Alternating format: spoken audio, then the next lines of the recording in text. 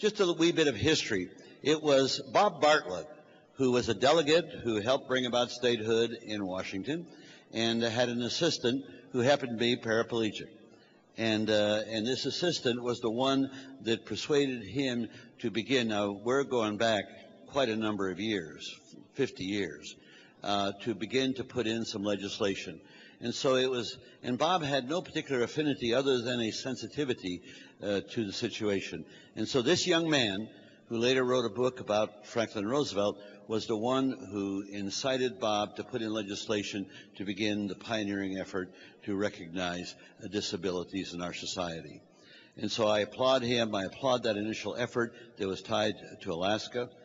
But when I was in office, I was on Public Works Committee, and we did all kinds of things, your curb cuts and all of that. We were involved. I could stand here and tell you how committed I am to your issues, and I am. There's no question about it. One of the things, I had a person stop me yesterday after I had spoken. He came up to me.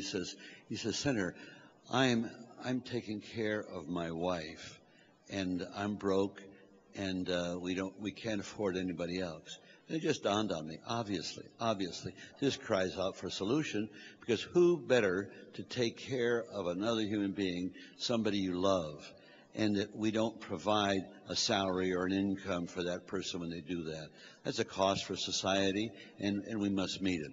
I could go on and give you a whole litany, but John Bonyers, Congressman Bonyers, who I respect, has done a good job at that.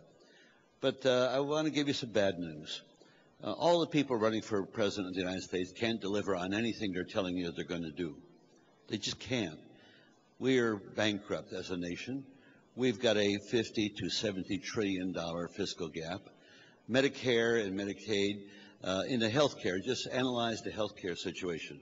First off, the crisis is coverage.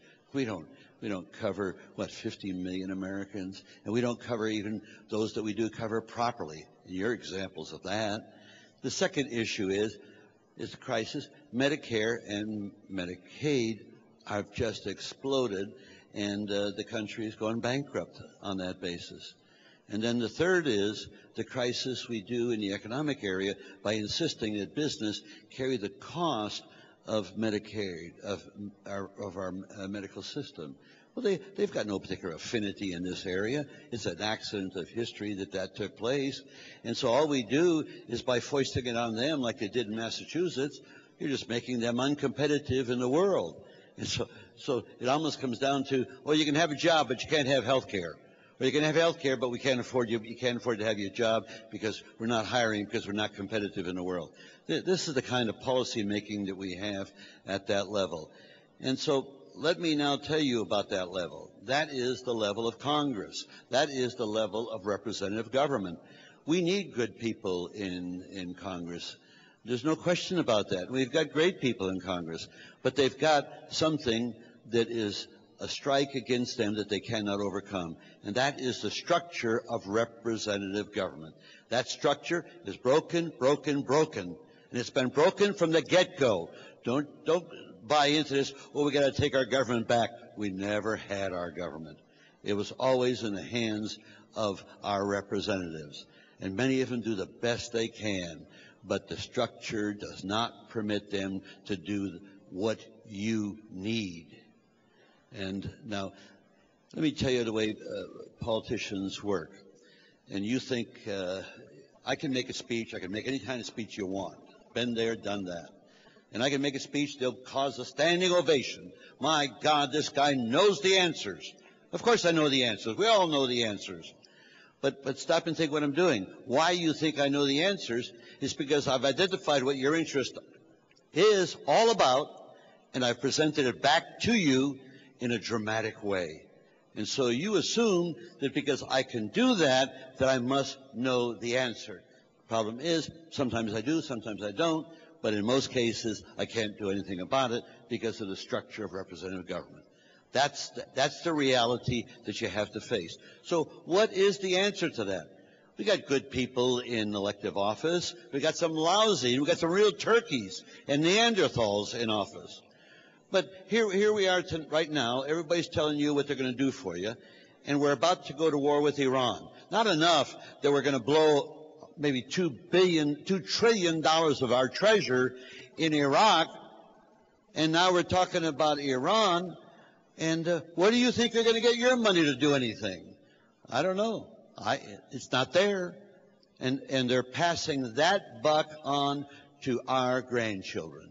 That's what they're doing. And so they can make you all the promises you want. It sounds good, but that's not leadership. Leadership is to be able to tell you not what I think you want to hear, but what I think you should know. That's leadership. And that's the part I want to address.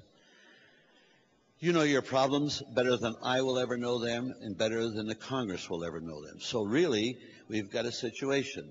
You either can go to representative government, suck up to elected officials, hope that they'll be responsive, hope that they'll act, and they do. There's been progress made.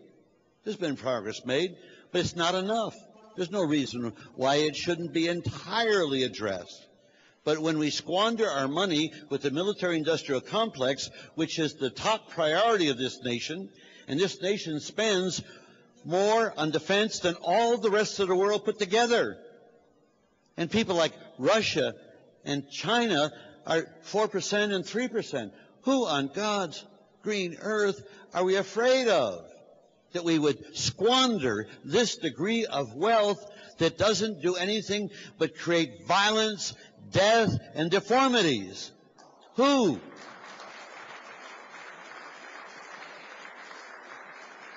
There is an answer. It's not all bad. You know something? The answer is you. That's the answer. Here, if the structure of representative government is broken, there's only two venues to correct it. You can't correct it in the venue where the problem lies, because it's been there for 226 years. So we have to move to what our founding fathers were talking about right at the beginning, and that was to empower the people to be able to make laws, to choose the kind of government they want to in subsequent generations. Well, we are one of those subsequent generations, and we're bright enough to understand the problem and can now do something about it because technology is at hand to do just that. Now, your constituency is unique because you identify as a constituency, and I might say a very substantial constituency, that you can identify with the problem. So if I can empower you to make laws just like the Congress is empowered to make laws, then all of a sudden you can coalesce as a constituency and get your agenda through.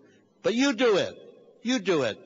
And you'll have allies in the Congress that will feed you the stuff.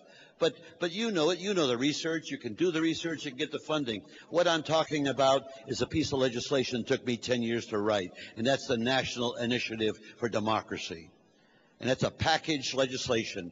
One, it's a constitutional amendment. It's a federal statute that permits you to make laws just like the Congress makes them. I've taken that procedure, tweaked it so you can make laws in every government jurisdiction of the United States. Now, this is not rocket science. The technology is there to do that. And so what you need to do is to be empowered. And so you can wait, you can lobby, but I'm just telling you, you've got more power in your constituency than you can even think of by what you can coalesce. And so you put forth a national initiative, and if you got 40 million families that are affected by what is going on in your lives, the constituency of the nation is only 130 million people. And just think of what you have, what power you have when you're dealing with a national initiative to bring it about. And you write this legislation.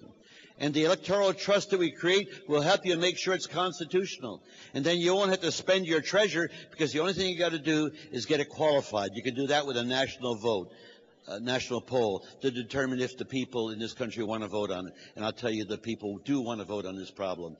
And so from then on, you don't have to spend any of your resources. It's all done with public funds, just like it's all done with public funds in the Congress.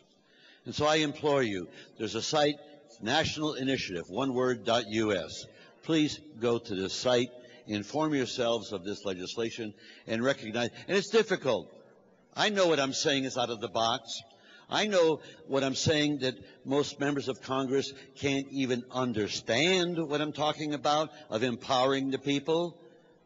That's not the way the system works. The system works, you get money from special interest, you turn around, manipulate your constituency, get elected, and then you sit there and you say, boy, am I smart? I'm smarter than them because I fooled them all. I got myself elected.